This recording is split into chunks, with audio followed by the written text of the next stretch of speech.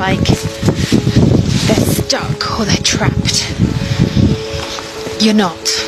There's always choices, but you've just got to find out what those choices and those options are so that you can make a decision.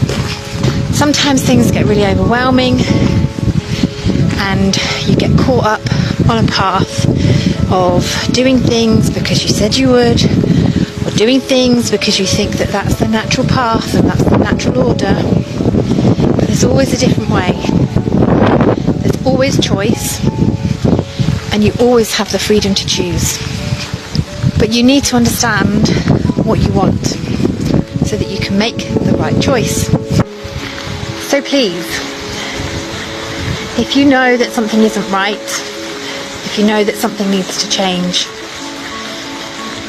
please do it. You do not have to put up with the status quo. You do not have to tolerate shit that makes you feel bad. You have the freedom. This is your permission to go do what you need to do for you to thrive. Not just survive, but thrive. Love you. Bye.